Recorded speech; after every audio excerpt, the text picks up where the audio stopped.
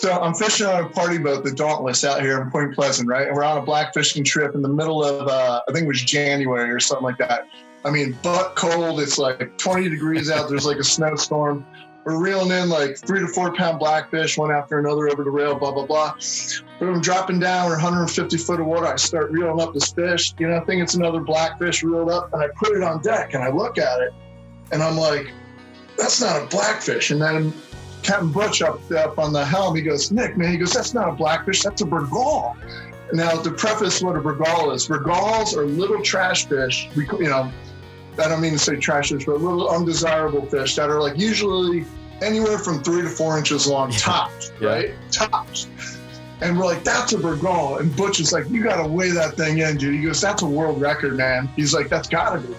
I'm like, I'm not going to weigh in a bergall, dude. You know, like, and everyone, so I call back on land. I'm like, Shawnee, what's the state record for a bergall? He's like, 1 pound, 3 ounces. Our story has it. I go, oh, dude, I got that beat. I'm like, what's the world record? He's like, 2 pounds, 3 ounces. Now, first of all, I'm thinking to myself, there's an actual record recognized by IGFA for a bergall, right? I'm like, what the heck is it? So, you know, we get off the boat, blah, blah, blah. I got this huge tub, or not tub, but the cooler. And Fisherman Supply, my buddy Brian over there at the docks, he closes at 4 p.m. So it was like 3:55. I call him like, dude, keep the scales up. It was going to get crazy. I got a potential world record. And as I'm going, you know, across like the parking lot with this, like, you know, the cooler full of ice and this fish, I see Kenny on the Mimi, who's this hardcore, salty dude. And he's like, what are you doing? What do you got in the cooler? I go, world record, dude. He goes, what is it? I go, bergall. He goes, get the F out of here. Like that. He's like, why are you wasting my time even saying that? So we go to Fisherman Supply, puts it on the scale. It's 2 pounds, 9 ounces, right?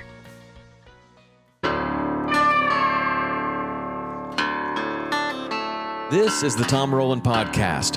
Fascinating stories to amaze, encourage, and inspire you in fishing, fitness, and the outdoors. And we're brought to you by Black Rifle Coffee. I started this podcast as a way to connect with my friends, people that I admire and respect, and you. It has been a learning journey that's made me a better person, a better fisherman, a better father, and a better athlete. I'm so happy that you're on this journey with me, and I'd love to hear from you with show suggestions, guest suggestions, or questions. The best way to get a hold of me is through text. You can text 305-930-7346 for the fastest response, but if you prefer to email, you can send that to podcast@saltwaterexperience.com. That's a dedicated email address just for the show. If you like this show, you can show your support by posting about it on social media and tagging me. Text the link to a couple of friends that may also enjoy it, and subscribe and leave a 5-star review if you feel like I've earned it. The website is tomrowlandpodcast.com, and that is where everything lives. All past shows, you can go and listen to any show. You can look up all the different shows that we've done, both the How To Tuesdays, the full links, and the Physical Fridays. They all live on tomrowlandpodcast.com.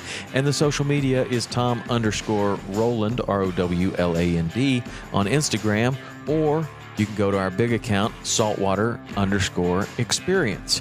I hope to hear from you soon. So now, let's get on to today's show. How you guys doing today? I'm Nick Honachefsky, and I'm a guest on the Tom Rowland Podcast. Nick, what's up, man? How are you?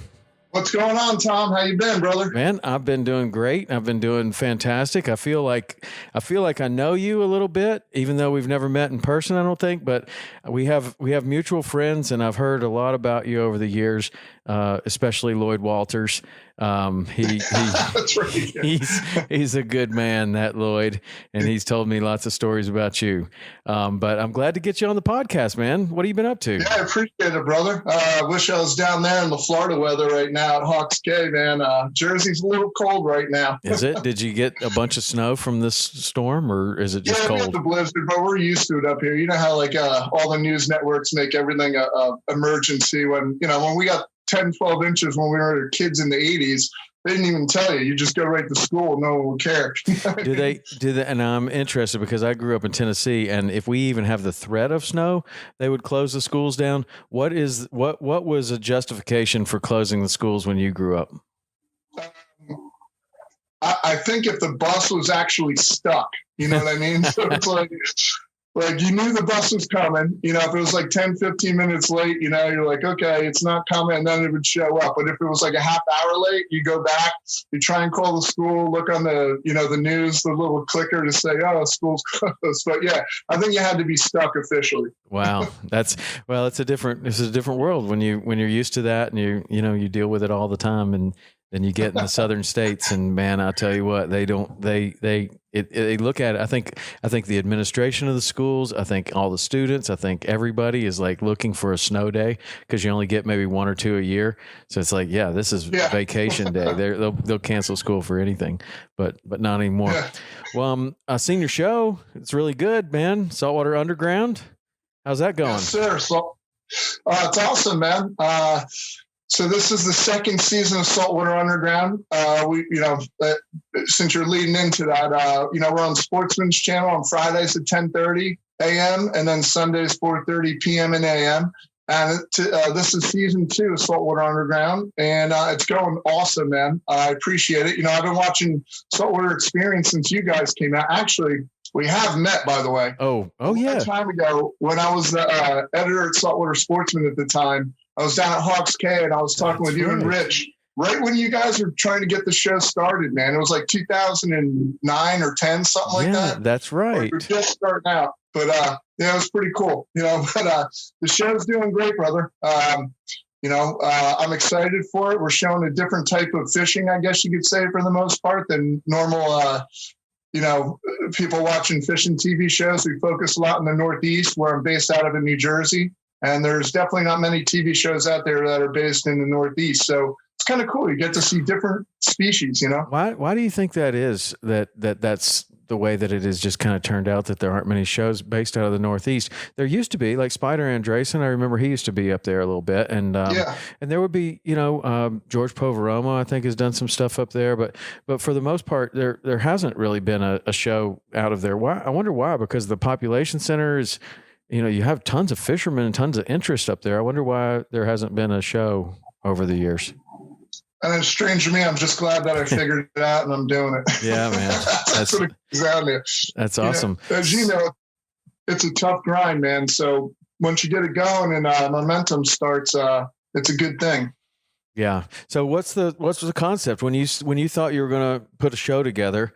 What was your original concept for it? How was it going to be different or Well, number one, the species are a little bit different. Like we focus, like this season, we have, striped bass, bluefish, weakfish, fluke, sea bass, pollock, a whole bunch of different species that you don't normally see on, regular television or even on like online shows. And it's cool. So that's the first, the main aspect is species are different. And there's nothing against, obviously, every single other show that's out there with the great species that you always see, but just something different. And we're not opposed to going and fishing in, obviously like Florida. I fish all over the world as a writer. So, we do it all over the place. But I kind of wanted to bring it home and represent, the Northeast a little bit. And along those lines, too, I truly...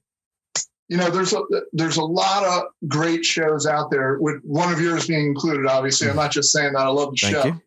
And a lot of the shows focus on a lot of how-to, and I dig that. There's absolutely a place for it. But my show is kind of focused on the experience, and I want to bring people into the experience of it, because I believe that, nowadays, at least, coming from an old guy at 47 years old here, this is the way that I'm thinking, is that there's a lot of this younger generation that just wants to go in and get a bang for the buck, or like to compete with each other and say, oh, I did that. Oh, you suck, or blah, blah, blah. But I want to show the experience of coming out from the beginning to the end, how you plan the trip a little bit, the absolute fun that happens during the trip, and then afterwards cooking what we catch, so it kind of shows the whole experience with different characters. And then, from all walks of life. There's a lot of salty characters in our industry, and that's what I want to focus on for the most part. That's awesome. That striped bass world is cult-like and interesting, and I've never really fully experienced it myself. But seeing the running the coast movie and some of the other movies, and it's just it's a really cool kind of lifestyle, that whole Northeast fishing lifestyle. And there are some hardcore people up there, man. You take dedicated, man. I know guys who've lost their jobs and lost their lives from pursuit of straight bass, man. Yeah. It's no joke. Yeah, I believe it. And, the same can be said for tarpon and saltwater fish. It's not something you want to aspire to for any young people listening to this. That's not actually an accomplishment. That is not good at all. That's not what you want to do. It is. Why do you think that particular sport, the striped bass, and I know you're doing lots of other stuff besides the striped bass, but just that, I'm just kind of curious and drawn to that super obsessive life of chasing those bass. What do you think it is about that makes it so obsessive? Is it that they're migratory like the tarpon? Because I think that's a big part of the tarpon. Like there's a big part of the year where they're not there and people are just getting excited about them. And they're just like, man, when they get here, I'm going to spend all my time on those things. And then, it comes and it goes and they're gone. And so, and the bass is a little bit like that, I think, but I don't know. What's your opinion on that? So I believe it has to, what you with the migratory patterns, because everyone looks forward to it. We have our straight bass fishery basically from March through December for the most part. January and February, they've kind of gone south off Chesapeake. But everyone looks forward to that first wave, the initial wave that comes in March, April. And then by May and June, it's really peaking. That's when the larger cows are coming up to breed, going up through the Hudson, through the Delaware River.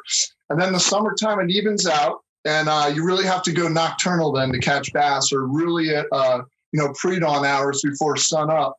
And through the summer, you can catch them. And then in the fall again, when you get the fall migratory pattern coming south, it's just bananas again. It's like you can catch 100 bass in a day off the surf from the boat. It's not even an issue. It's like cheating almost, But, number one, the migratory pattern draws people.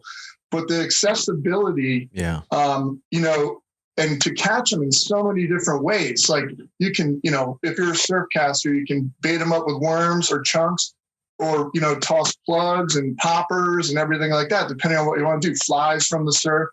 And then from the boat, obviously you're jigging, you're running and gunning, you control if you're just getting into the striped bass fishery. But the key, and I think this is the true key to striped bass, is that, it's just like any fishing. When you start off, you want to catch a lot, right? And then you just want to catch bigger and bigger bass or bigger and bigger fish. And then you start understanding the species better. Like, so this is where these bigger ones are hanging out. Or, I got to fish at 2 to 4 a.m. on the 3 days before the full moon, to catch that high tide. And you start learning that, like, you're pursuing larger and larger fish. And with striped bass, it's not out of the realm to catch your trophy, like, fish. And a trophy can, like, I covered this in my show on the striped bass episode 1, is what consists of a trophy bass, right? To some people, it's like a 15 pounder, 20 pounder.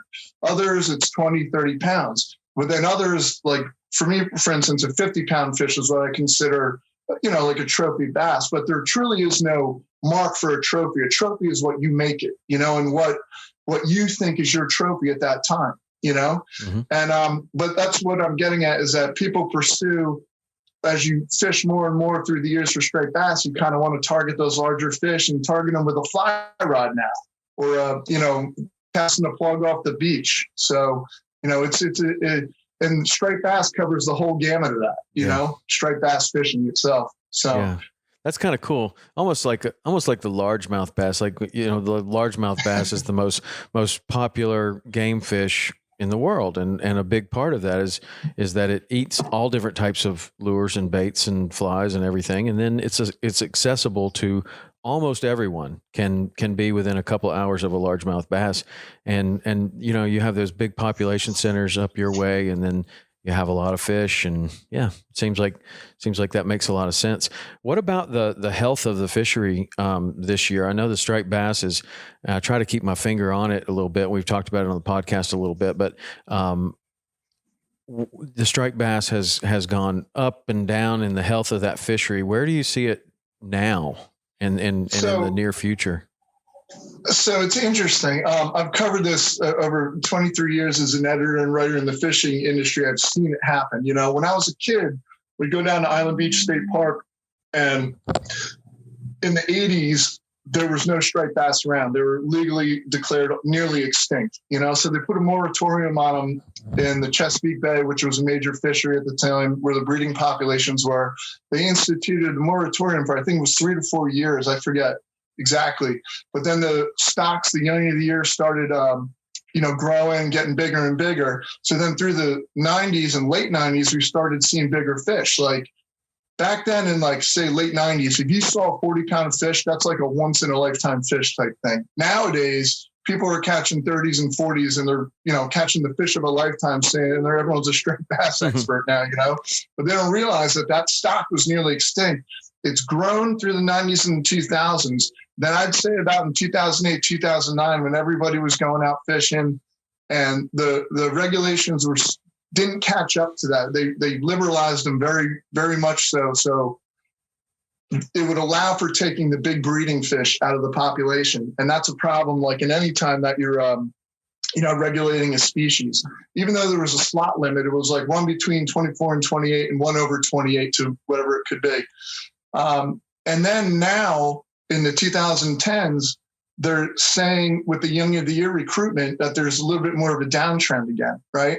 In, like 2010, 2015 or so, even though the fishing is lights out still, don't get me wrong, it's still lights out fishing, but they're noticing a trend. So they're trying to get ahead of the trend right now and institute regulations, which they just did for striped bass 2 years ago. It was the year of COVID, when COVID hit in 2020, I think. Yeah.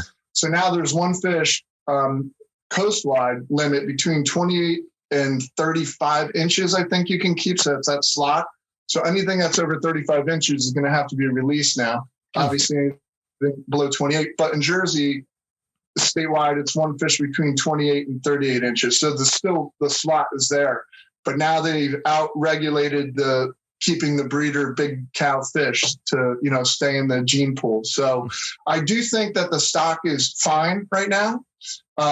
It's been rebuilt, but we have to maintain that, that conservation-minded ethic to proliferate the species moving forward. And any true fisherman won't complain at the regs as long as it's protecting the stocks. And as long as it's scientifically based, that's legit. Yeah. That's where we get the issue is like, is this science legit or are we just taking it on the chin on this for no reason, Right. That's a good question. That was kind of leads into what I was going to ask you there is you said that they are noticing a decline.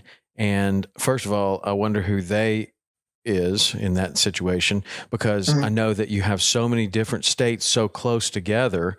And that's one of the things I had Joe Guggione on the show and Gugino. Sorry, Joe. I had him on the show and he was explaining about how close the states are and then the federal waters and all of this different stuff that makes it very difficult for one state that maybe wants to have more aggressive conservation and they're competing with other states around them. And then there's so in your situation where you're saying they're noticing a decline and then they are doing this, first of all, where's that data coming from? Is that from recreational fishermen that are reporting their catch, or is it from commercial or what?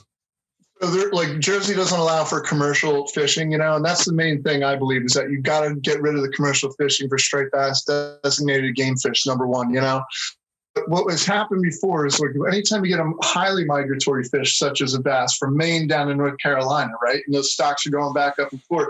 And there's only 3 main breeding grounds with the Chesapeake, Hudson River, and Delaware River, right? So when you're trying to manage a truly migratory fish, the one thing that they're finally doing right is in my opinion, is that they're finally getting a federal kind of regulation for a migratory fish. Because then, as you were mentioned, Joey Gugino was talking about, is that, when they have, state regulations that are absolutely chipping away at different, year classes. So the Chesapeake Bay, they were keeping 18-inch fish. Right. When we Jersey couldn't keep anything below 28 inches at the time. So Chesapeake guys were taking I forget what the regs were. It was 2 to 3 fish that were around the 18-inch mark or somewhere around there. Point is they're taking all those little fish out, So whereas at the same time, at that present moment, like Jersey and like New York, we're keeping all the breeder cows, So what happens when you take the youngest of the fishery and the oldest of the fishery, the breeders, you get that middle class that don't ever get a chance to go, some of those little fish don't get to grow up to this size. And the ones that do don't get to the breeding size. So that's a problem, So I think, and along the lines of what they did with redfish with that slot, 18 to 29 inches or something, I think it is. I wrote an article when, at Guy Harvey magazine about how the slot limits, taking that middle slot out on those really healthy teenage type fish, is the best way to manage a species, I believe, so certainly seems to work for the redfish. They seem to be very healthy right now. But that also has to do with the mullet nets and, when they got rid of the mullet fishing, that's when the redfish really took off. But anyway, it's just something that we like to keep our finger on, because you can learn something, like even people in Florida can learn something about management by looking at what's going on with the striped bass, whether that's good decisions or bad decisions, and then how it affects other things. And then when it comes to something like a tarpon or other fish that we have, you can kind of learn a little bit just by seeing what other people have done, either good or bad, or maybe you can't tell, which is, kind of indetermined if it was good or a bad decision. But I always like to see what's going on up there, because that's such a highly desired fish with so many people wanting to fish for it in so many different ways. And then you have all these states so close together that it just seems difficult just to have a fish like that and to manage it on a statewide basis. That just seems difficult. So I'm glad to hear that it's good right on now. The other end of what you were mentioning about with the mullet, a huge factor of bringing the striped bass back was getting the omega-3 boats out, which were the bunker and menhaden, you guys call them pogies down there. Yeah. All the reduction boats in the 80s, let's say the Russian reduction fleets were up here scooping up all the bunker in state waters. These are Russian boats out here destroying the fisheries, right?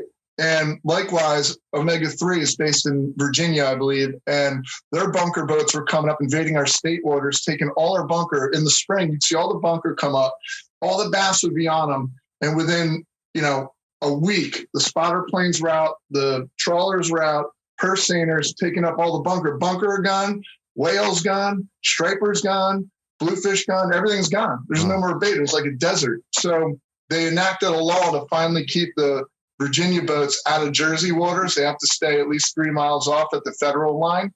And what happens, right? All the bunker come back. We have whales in the surf. Humpback, minke, finback whales. Really? I hooked a whale in the surf 2 falls ago. Wow. Like casting a bunker snag, right? And these are 40-foot whales in the surf line, right? And there's Jersey is like the biggest whale watching epicenter now, like in the United States, like everywhere. But that's what I'm saying is you get the bunker back and all the life comes back. So that was a big monumental push to get the bunker boats out. Wow, and how much time did it take to see that big difference? Is it like a year, honestly, like the next season? It was immediate. As soon as the bunker were in there, all those fish were there. Because otherwise they would most times go 12, 15 miles off and follow like the 20 fathom curve offshore. And the schools would just kind of bypass the whole coastline because there's no bunker around. So they're offshore where a lot of those purse seiners weren't dragging, Yeah. That's cool, man. Well, good. I'm glad that it's lights out fishing up there. That's amazing. Yep. So if you were to kind of on a calendar, like you're fishing, by when does it kind of start? What are you fishing for? And how do you go through your year? Just in Jersey or? Yeah. Whatever, just you in particular, but with your show and what you do up there, that's kind of interesting, but then you're all over the place, right? Yeah. And so, for anyone who, hasn't read or anything, I've been writing for 23 years in the fishing industry. I was editor down at Saltwater Sportsman. I'm currently editor at Guy Harvey magazine, the Northeast magazines. I've been writing for On the Water and the Fisherman since they've been, since their inception for the most part. And, didn't traveling around. I used to write for a lot of travel magazines when they were around, American Airlines and all that. So I got a chance to travel the world. I fished everywhere in the Caribbean, Central America, everywhere, all the United States, Alaska, Hawaii. So my schedule, in Jersey is great fishing to start off with. January and February are kind of slow, even though we still have blackfish, cod, and stuff like that. But usually, like when the bass start kicking off March 1st, it's like everyone starts getting amped up again to go for stripers. Do that through, March, April, winter flounder, fluke season starts in May. And then we get into like what's been happening up here lately is the tuna fish. I don't know if you guys have heard about it, but it is lights out, legendary tuna. Even Poveromo, I'm best friends with George. Even he's coming up here to go get his tuna fishing and film for his show. So, it's lights out tuna fishing for bluefin. And they're like a mile or two off the beach. Really? Like you can literally leave dock at 5:30 a.m. and be back to dock by 10:30 a.m. with your 2 unders, you're over, and probably release another 10, 12 tuna. Wow. It's been unbelievable. And they're all 50 to 150 pound fish, Yeah. So that carries through the summer. And then, once the fall comes around again, a lot more straight bass and blue fishing again. And wreck fishing for sea bass, cod, pollock, porgies, stuff like that. And I travel around a lot too, not necessarily since COVID, but, I'll be in Belize, Nicaragua, St. Lucia, Florida. I just got back from Colorado 2 weeks ago. We were fishing down there and, just getting around. I get around wherever the fishing's happening is where I go, Nice. For writing or whatever. What are you fishing for in St. Lucia?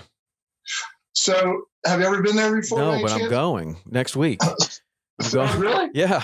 I'm going to be there. And I'm not sure St. Lucia, that's British Virgin Islands or American Virgin Islands? No, it's not even the Virgin Islands. Oh, okay. Well, maybe it's its own island, but the Hackshaws, right? Uh-huh. They're local people down there in St. Lucia. The Hackshaws own like all the fishing charters down there. Okay. And Chris Hackshaw's who I used to go with. But, you going out for marlin, stuff like that. Just the regular pelagics that are around. Depends what time of year. You can hook into, mahi, wahoo, stuff like that. But generally marlin is what they fish for out there. Nice. Yeah. Well, I don't think I'm going to actually go to St. Lucia. I'm going to be in the British Virgin Islands. BVI is awesome, man. Yeah. Yeah. I got my first marlin at the North Drop there, dude. Yeah. Well, I would like to. This is not exactly a fishing trip.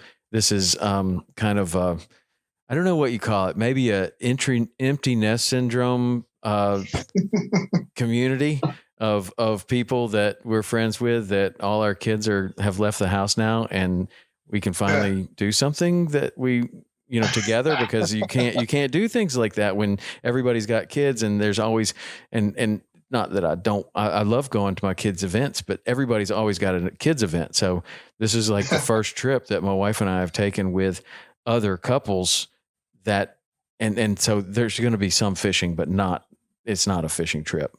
Anyway, but I was just kind of interested in what St. Lucia, I know that's kind of somewhat nearby, but that's cool. So Lloyd told me that you had a world record that I should ask you about because, and Lloyd's a good friend, man. And he gives good advice, and he's always giving me good advice. So I'm expecting a really good story here.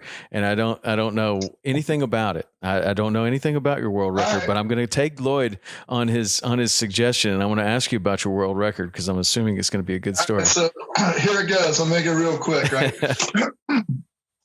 So I'm fishing on a party boat, the Dauntless, out here in Point Pleasant, right? And we're on a black fishing trip in the middle of, I think it was January or something like that. Butt cold. It's like 20 degrees out. There's like a snowstorm. We're reeling in like 3 to 4 pound blackfish, one after another over the rail, blah, blah, blah. But I'm dropping down. We're 150 foot of water. I start reeling up this fish. I think it's another blackfish reeled up, and I put it on deck and I look at it and I'm like, that's not a blackfish. And then Captain Butch up on the helm, he goes, Nick, man, he goes, that's not a blackfish, that's a bergall. Now, to preface what a bergall is, bergalls are little trash fish. I don't mean to say trash fish, but little undesirable fish that are like usually anywhere from 3 to 4 inches long, tops, right? Tops. And we're like, that's a bergall. And Butch is like, you got to weigh that thing in, dude. He goes, that's a world record, man. He's like, that's got to be. I'm like, I'm not going to weigh in a bergall, dude. And everyone, so I call back on land. I'm like, Shawnee, what's the state record for a bergall? He's like, 1 pound, 3 ounces. Our story has it. I go, oh, dude, I got that beat. I'm like, what's the world record? He's like, 2 pounds, 3 ounces.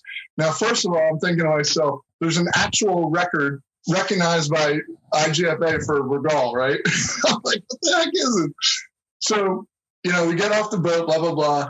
I got this huge tub, or not a tub, but the cooler. And Fisherman Supply, my buddy Brian over there at the docks, he closes at 4 p.m. So it was like 3:55. I call him like, dude, keep the scales up. It was going to get crazy. I got a potential world record. And as I'm going, across like the parking lot with this, like, the cooler full of ice and this fish, I see Kenny on the Mimi, who's this hardcore, salty dude. And he's like, what are you doing? What do you got in the cooler? I go, world record, dude. He goes, what is it? I go, bergall. He goes, get the F out of here. Like that. He's like, why are you wasting my time even saying that? So we go to Fisherman Supply, puts it on the scale. It's 2 pounds, 9 ounces, right? Which blows the old world record out of the water, right?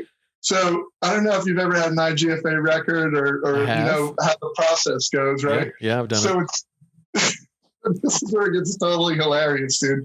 So, you measure it out. It was, like I said, normally bergalls are 3 to 4 inches. It was 16.5 inches long with an 11.5 inch girth, right?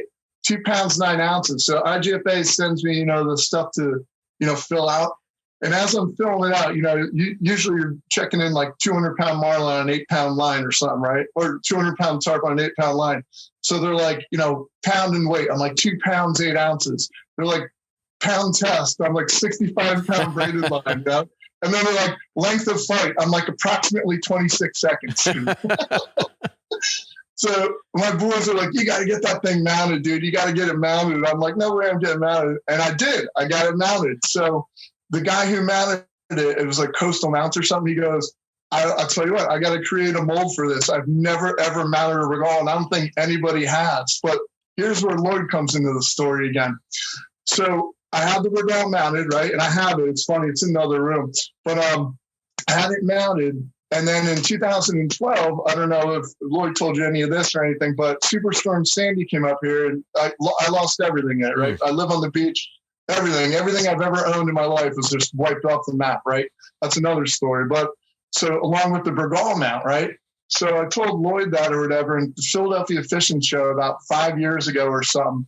I walk in, to the show. I'm doing a seminar or whatever, and he goes, hey, I got something for him. I'm like, what? And he pulls out the bergall mount again. He contacted Coastal Mounts. He goes, he has the same mold still there. He goes, I just made you another one. I was like, dude, thank you so much, man. It was so cool, That's the kind of guy Lloyd is. Yeah. He's top notch. He's a good brother, man. That's cool. That's the spirit of the trash fish, dude. That's funny, man. That'd be like, I don't know what would be the equivalent of that in the Keys? Maybe like you're probably looking at a grunt, maybe. A grunt. Yeah. Like, or a pinfish. Like, think of like a 3-pound pinfish. Yeah. That's what it comes down to. That's awesome. I would definitely mount a 3-pound pinfish. I'll tell you what, you wouldn't want to mess with a 3-pound pinfish. A 3-pound pinfish would be a dangerous creature, because if you leave them in your live well, even with shrimp and crabs, they eat all the legs off your crabs, and they're not afraid of anything. They're not afraid of something much bigger than them. And they could be really tough. When we went to Texas, the pinfish, I had never seen pinfish so ravenous as when we went to Texas, and we had never been there before. We were fishing in the redfish tournaments, and I was fishing a tube, and I would just cast it out, and we didn't really know what we were doing. We're kind of just getting to the area for the first time. We're just kind of surveying the scene. I'm casting a tube, and I'd bring it in, and all the skirt was missing off the thing. That's weird. Put a new tube on, cast it out, bring it in. The skirt's gone again. What is going on? Get a different color, put that on, throw it out there.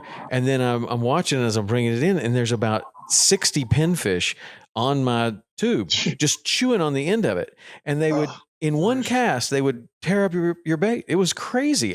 They are so voracious, man. They are incredible. I mean, they're just not that aggressive in the Keys, but they are up there, man. In Texas, that's crazy. So about Sandy, that took your home away. So what'd you do? So, dude, not funny story.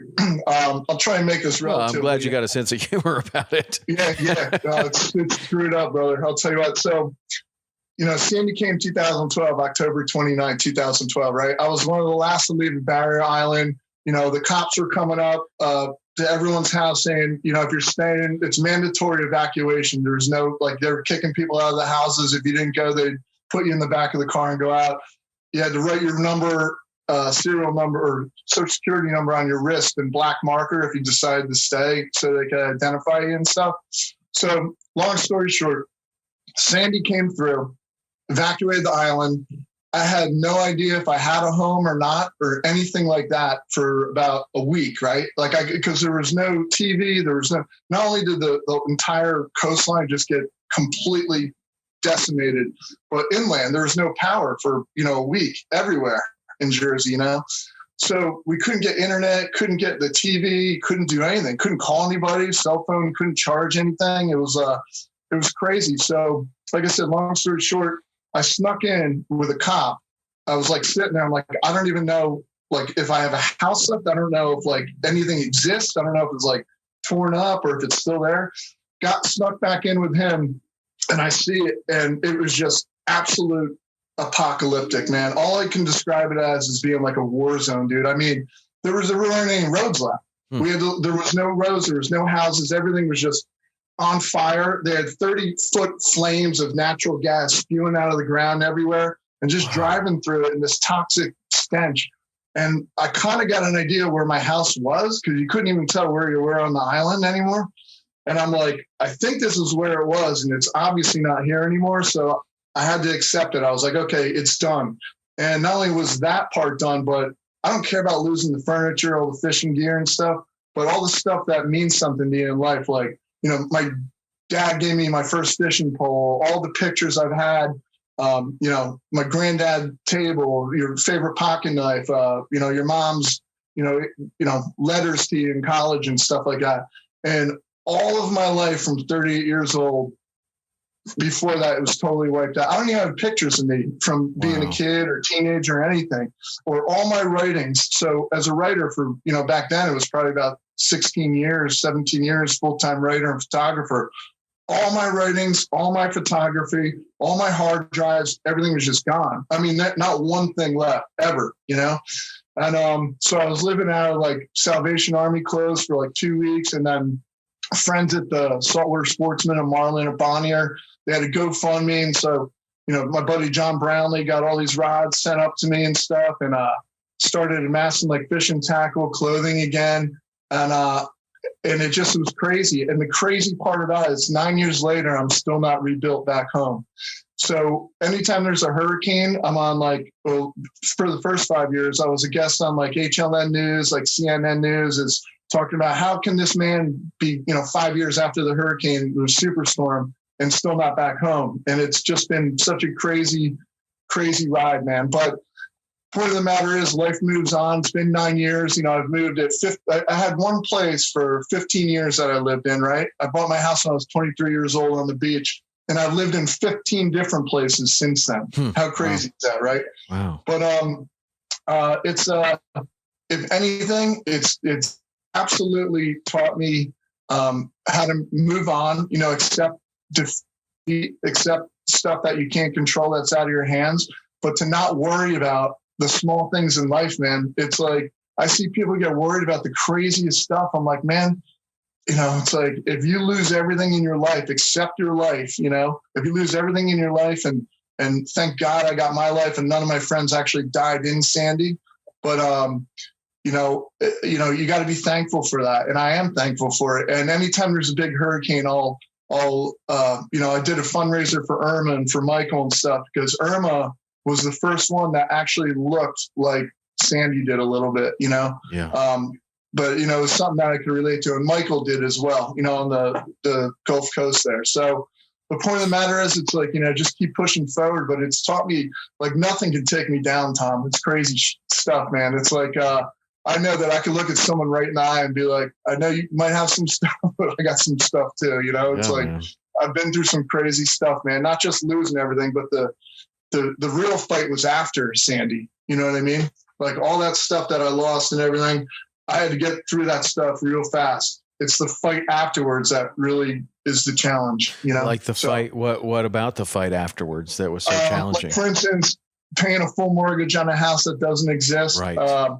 Paying full taxes on land to the township, even though there's no house on it and I couldn't rebuild on it, literally couldn't rebuild, how they rezoned the land, saying, in this 1 mile section, 90 houses were wiped off the map.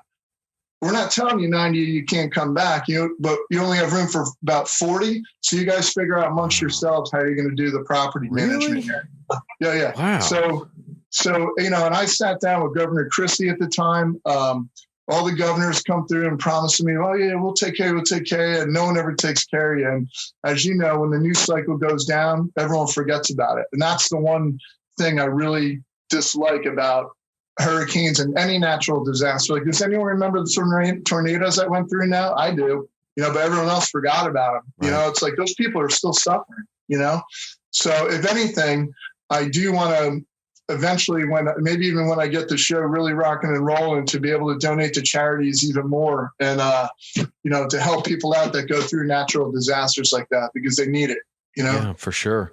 I mean, yeah, living in Florida, you see it plenty. And luckily we haven't been, we've certainly had, some people have certainly had some hard times, but there's complete and total devastation, like what Louisiana has seen and parts of Texas and what you saw. And then there's like a pretty solid hit, and there can be a big difference, but I mean, when you were talking about how you lost all that stuff, that your favorite pocket knife and pictures and all that stuff. I mean, we had Hurricane Wilma come through Key West and put about 4.5 feet of seawater in our house. And it was not what you encountered, but the loss in some ways is still the same, like birth certificates and pictures and presents that people gave your children, and then just little things. And even today, probably I'll be looking for something and go, oh yeah, that doesn't exist anymore. Like, and it's so weird, but like, and especially like we lost all the birth certificates for the kids, and what a pain that is to have to Tell go. me about it. I mean, the only thing that makes it better is it's like a lot of people lost birth certificates, and so in that area, so they're like, okay, yeah, we can. This is something we can do. If you lost your birth certificate in a hurricane and the kids were born somewhere else, good luck. Like, yeah, dude. So I lost my passport, my birth certificate, my social security card, right? Mm-hmm. So the only thing I have is my driver's license. And they always ask you need another proof of ID. I had no like credit cards that left anything. Right. And I was basically completely off the map. I had no mail, no anything that could prove who I was. So I was like, I'm sitting there trying to get aid from like FEMA and stuff, and I couldn't prove who I was. It's like, how do you get the aid? How do you get a loan? How do you do this to prove who you were? I was like, this is absolute mayhem. I mean, it was so insane. I was like, I'm just going to go to the Caribbean and totally go off the map for the rest of my life. I was like, there's no documentation that I exist anymore. Wow. It's bizarre. Boy, that is something you don't really think about. Like just, you're just talking about being thankful and grateful for just, and not getting upset about the littlest things. It's like, look, you got 2 pieces of ID. Like the world is yours. Like there's no, you have no problems like right now. And when you think about that, like, I don't know that I've ever, I guess some friends in Louisiana have probably been in that situation, I guess, but we never really talked about it. But I don't think I've ever talked about that with somebody that didn't have 2 pieces of ID and what kind of a problem that causes in today's world. That is bizarre. That's something that you don't even think about. Like, right. That's what I learned so many new things in life and how the world is, like after you lose your identity, you lose everything in your life, and you still got to battle mortgage companies, still got to battle taxes. You still got to battle like rent, it's like there are just so many crazy facets that reach outside of just normally just losing your stuff from a hurricane. It's like the system, you're in the system, but you're unidentifiable. Right. It's bizarre. So did you change anything about like once you get back on your feet, you get all this stuff? Do you do things differently now? Do you keep some copies of stuff in a safe deposit box, or do you do anything differently? As a writer, I do now. So it's like all my stuff is and it's almost like it's not necessarily like obsessive, but I have 2 hard drives up. And then every like 2 years, I'll take that one hard drive that's already backed up and I'll put it like in a different location at like my mom and dad's house or something like far away, you know? And then I start a new hard drive again with all that stuff on it, but there's a big backup over there because I don't necessarily trust the cloud or anything like that. I really need like something that's hard, you know? So yeah, for backup wise, I did. And, you know, in retrospect, obviously, if I knew the storm was going to be that bad, I would have taken everything out of the house, you know? But they're like, oh, there'd be maybe 3-4 foot of flooding, something like that. You know, you didn't think it was just going to be totally decimated, you know? I mean, like completely, you know? And, you know, I didn't think of like back then it was like 2012. So I had like maybe one backup drive or something like that. There wasn't all these different options that you can really truly back up all your stuff. And I'm like, I'll just put it up in the attic. It's going to be good. You know what? You know, it floods downstairs. I'm not going to worry about taking everything out of my house. I'll just put it up high. Right. I'll have to change the carpeting and maybe get mold remediation or something, you know? But you just don't think of that. But nowadays, that's kind of what I've changed, you know, like in a practical sense. But, you know, in an emotional sense and everything, I'm tempered. I'm very tempered with the way things are. Like, I know how to help people through death of their family members, you know, car crashes, you know, getting like a bad diagnosis or something. I kind of know how to react to that with empathy and with a little bit of poise, you know, I guess, whereas like, you know, before I may not be able to have a, you know, figure out how to actually talk to someone about that. Because once you do know loss and you feel loss and you have that upon you, it really is almost empowering, if I can say that, because you know that you have something that you can help other people out with that they may not have. Man. And it is something that that's, you know, you got to look at the bright side of things, and that's one of the bright side of things that came out. I'm glad to be able to help people on any emotional journey or, you know, spiritual journey that they may have, you know, coming through the loss that I've had with that. And like I said, I didn't lose my life. My family didn't lose their lives or anything. But, you know, when you lose, you know, everything up to 38 years old, you know, is wiped off. Like I can't prove or show pictures of me in college and, you know, all the cool traveling I did or, you know, all my fish pictures, you know, it's like reestablishing your identity, which is really bizarre, you know? So, well, what a great perspective you came away from that with. I mean, that you could have somebody in the same situation that would come away with a completely different perspective and be real negative and sour about the whole deal. And you come away with this really amazing perspective that has obviously enhanced your life and made you live, you know, with gratitude. That's awesome, man. And you know, if I can say this too, you know how you're saying like, you know, you didn't get bitter. My one friend Mickey, he told me right after Sandy, he's like, you know what I'm glad to hear, because like, you know, everyone knew someone or had something going on that had problems with Sandy, but like I was one of the worst examples. You know what happened? And my buddy Mickey is like a week after, 2 weeks after, you know, and everyone always wants to turn the other cheek and say, it's good. I'll get back on my feet. It's good. And he's like, dude, like, how do you feel? Are you okay? I go, no, man, this effing sucks. I'm like, this is horrible. I was like, this is absolutely horrible. It sucks, you know? And he's like, it's so refreshing to hear someone just be honest, you know, and not say, oh, I'm going to get back up there. I'm going to get back on that horse. It's like, yeah, you're going to do that, but you have to go through the process of saying that it's horrible. You know, you have to internalize that, you know, and many people won't or refuse to. You have to acknowledge that it's a bad thing, you know? Yeah. So it's a bad thing. And how do you make the best out of the bad thing, I guess, is where you have to be. It's like, yep, this is a pretty rough situation. What do we do now? Well, good for you, man. You've obviously come away from it in a great place, and I know you're still struggling with it, but damn, that's wow, man, that's something.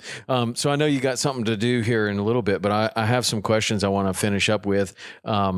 Sure. That I've kind of started to ask a lot of people, kind of certain variations of these questions. But in your world, you're a writer, you are a world traveler, you're a world record holder, you're a Northeast fisherman, you fish all over the place. When you talk to a bunch of different anglers or just, you know, I don't know, could be people, could be anything in your world. You see people that when you see what they're doing, you see that they're doing something either wrong or could be done a whole lot better. And it just sticks out to you, and it happens over and over in your world. Do you have anything like that sticks out? You mean talking about in the fishing industry? Could be. Or just like, could be, yeah. Whatever comes to mind. It's funny. Well, it kind of always depends on the situation, but everyone's going to go through life doing it the way that they want to do it. But I understand what you're saying in the way that like, can you do this a little bit better or something? I generally don't go around telling people like what to do better. It's just not my thing. It's like, I feel like everyone's got their own way about doing it. Now, granted, if someone's like drinking 10 beers and getting in a car, I'm like, what are you doing? You know what I mean? That's not happening, dude, But like, but if someone wants to go through life the way that they have to do it, sometimes you have to fail to understand you can't have someone tell you this is the wrong way to do it.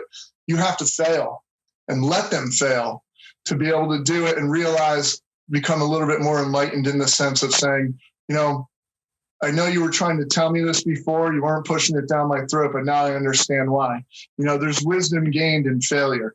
And I don't go around normally just preaching people what to do or how to change their lives or how they want to live their lives, just to be straight with you, But if someone's tying an Albright not the wrong way, I'm going to tell them how to do it right. You know what I mean? Right. Well, what about in the fishing world where it is technical and you can see that someone is doing something the wrong way? Is there something that stands out? What I will mention, if I see someone that is and this is only my point of view, I believe fishing is something to be enjoyed. I don't think, and this is what I think is ruining a lot of it, not necessarily on the competitive level, but it's gotten into this like whole new reality TV level where everything's competitive and dramatic, and it destroys the ethos of our industry. And I'm not talking about as an old guy or anything. I think fishing is meant to be enjoyed. I think fishing is not meant to be like a commodity, even though it has to be regulated as one.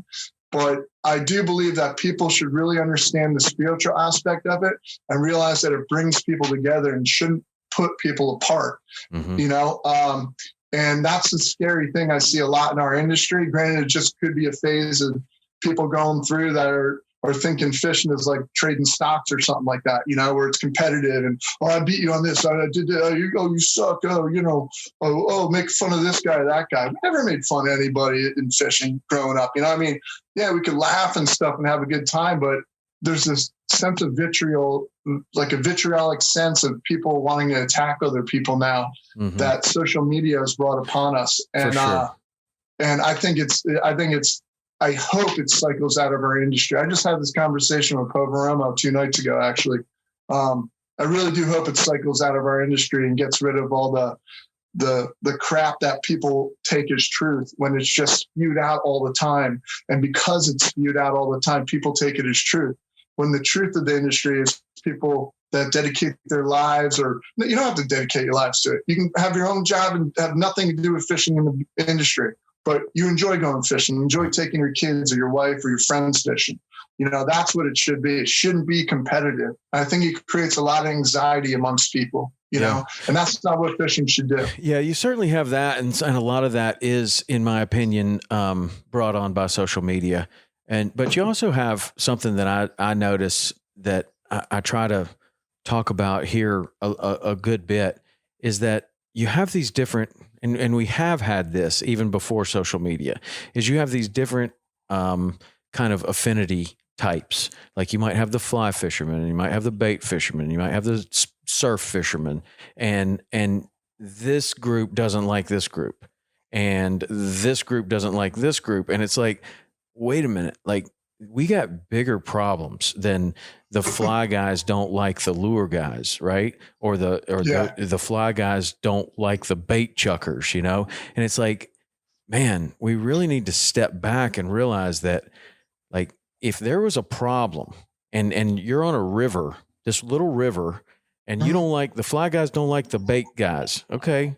I get that kind of, but when you fight amongst yourselves, it makes it so much easier for any power that wants to dump sewage in the river or close the river or make some kind of a regulation that's not good for either party. When you split into 2 groups or 5 groups or 10 groups that don't like each other and can't talk amongst one another to protect the overall good of the river or the ocean or the place where you're fishing, that's not good.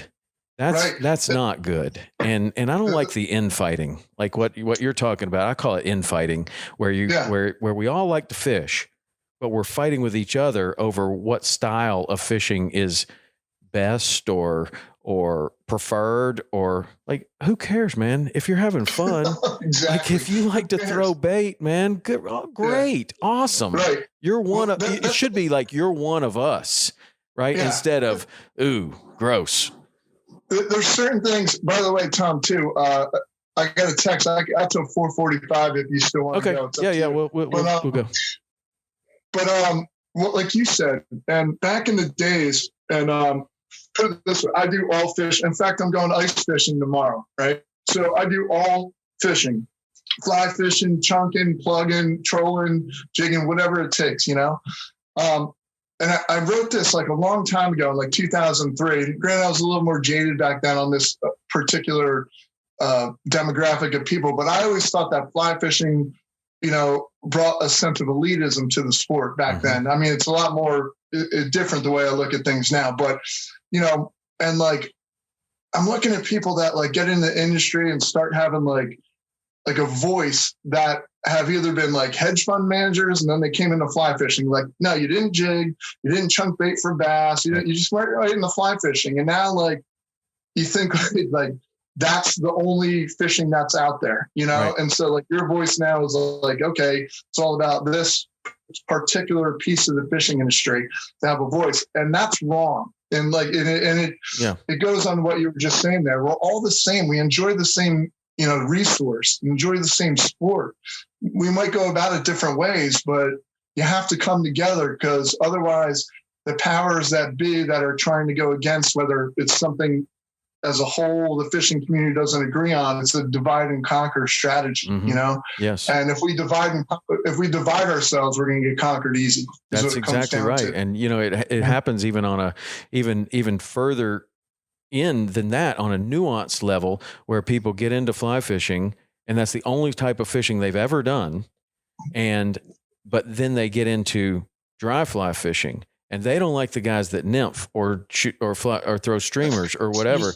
And it's like, crazy. Dude, like, like that is like, everybody's just trying to have fun. If you like to dry fly fish, just go for it, dude. Do you, and don't worry about what everybody else is doing. But let's all be together as anglers, so that we can, you know, fight the fight of what it will be is actually having the right to go do what you want to do, go fish on that particular river or go fish in this particular area, because they close the areas down. They'll just close it down. You know, like on this level, like to bring it back to what you're saying here, is that I think people that have that mindset, like say, and believe me and believe you, obviously, I love fly fishing. I love all sorts of fishing, everything. Too. But I think people, and I'm going to equate like social media and people outside the fishing industry, when they come into this industry, they don't understand the ethos of why we really do this, right? They might just come in and like, you know, some guy who says, you know, oh, I want to be a fly fisherman because it's a cool thing. And then I'm going to start, you know, fly fishing and spat about that, or, you know, on any level. But I think it's like the same thing as social media, where you see people like being like, oh, I call these big fish and this and that. And like, oh, F you, oh, you didn't catch that. Or that's not a big fish, you know. It's like, that's not who we are as fishermen. But you have these outside influences that are getting into our world, that are taking this outside garbage and bringing it into ours and kind of dividing us a little bit. Because then when any of us gets attacked, you know, or any human being or whatever gets attacked in a way, you want to fight back. And when you fight back like that, you're just entering this whole drama situation like you're on the Kardashians or something, you know? And like I don't want to talk to people about fishing half the time, because I don't want to, like, I mean, when you see them face to face, yes, but I will not engage on Facebook, Instagram, social media. If anyone starts complaining, you know what I do? Delete, gone. I don't need you. I don't need you. You know what I mean? Like, I don't need you commenting like, oh, free speech. No, just gone. Yeah. I don't need you. Well, that's it is your page and it is for free, so you can do that. All right, cool. That's enough about that. What about do you have a couple of books that you've read that meant a lot to you? Funny enough, outside the fishing industry, I just one of my favorite books. I had a first edition of White Fang by Jack London, nice, like 1909, and my wife got it for me again. She tracked it down at one of the old book antique sites and got me a White Fang original copy again. Did you lose that in the hurricane? Oh yeah, all good stuff, man. I like. Some crazy fishing books in there, man, and prints from old like Field and I forget the artist's name. It's eluding me right now, but I had original prints from like 1940s Field and Stream magazines from the artist, not McLean. I forget who it was, but so that book was awesome. Called. I mean, I'm a big Jack London fan, and in my college years and later years, Hunter Thompson, obviously Ernest Hemingway, all the good Gonzo type reads, and Thoreau, Walden Pond. Really, it triggered me when I was younger. A lot of Kafka, a lot of philosophy too. So, nice. Yeah, Tao Te Ching, very simple and very understandable. So nice. I like it. Cool. That was a great question for you because you have a lot of you've obviously read tons of books and a lot of Far Side cartoons. Yeah, well, you got to throw in the Far Side. Of course, my favorite is when the bears are peeking through the woods and they see the people in the sleeping bags and they just say sandwiches. that's my favorite. or the one my other one my very favorite probably of all time is the dog in the car. The guy's driving away. And the other dog is in the yard and he's looking like, dang, man, I wish I could go. And the dog in the car is like, hey, we're going to the hardware store. And then after that, we're going to hit the post office. And then after that, I'm going to get tutored. And the other dog is just looking at him like, I'm going to get tutored. on that line, my favorite one was the fishing one where two guys are in the boat and there's a big nuclear blast behind them. Yes. And he goes, what does it mean, Sin? I'll tell you what it means. Screw the limit. Yep. that was perfect, man. That was a really outstanding one. I love the Far Side. I mean, those are so awesome. All right. So you've been fishing for forever. And you've been around for a long time, long enough to where certain things like cell phones did not even exist when we were first starting to fish and all the things that go with it. But I'm wondering if you were to think about it and be pressed on it, is there a technologic advancement, something that happened in technology that has changed the sport the most, in your opinion?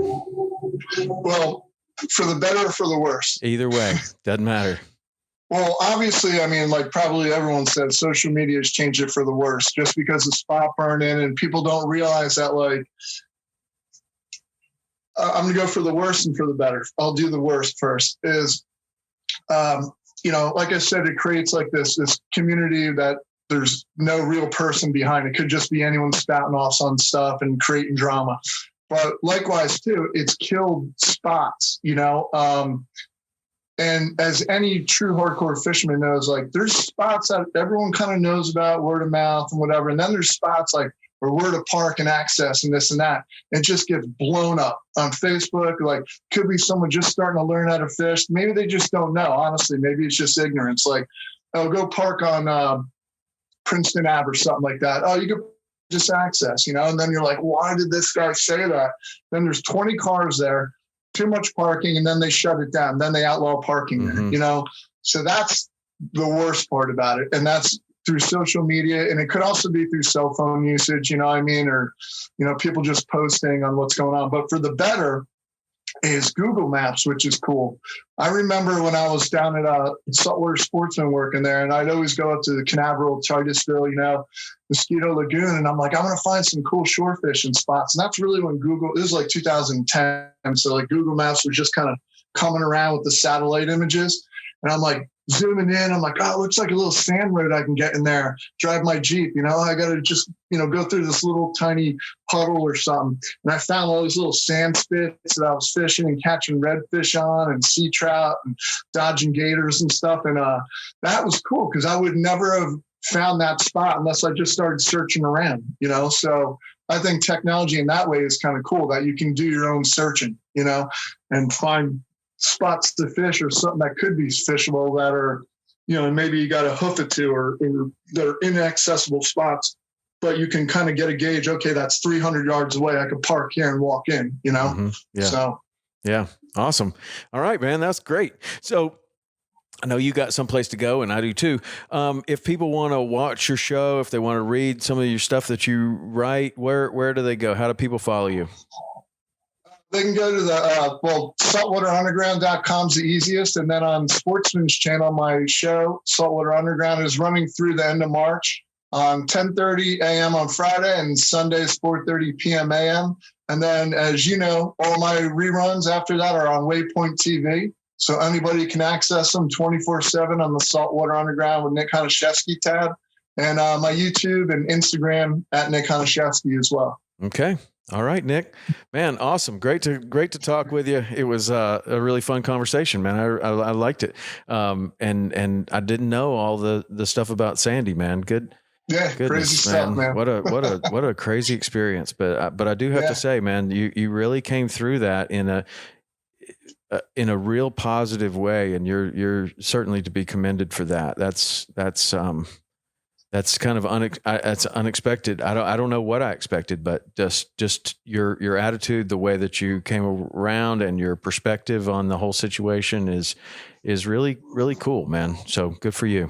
Thank you. For you. Appreciate it, Tom. And sorry for you at the same time. No, don't be sorry for me, brother. I'm good.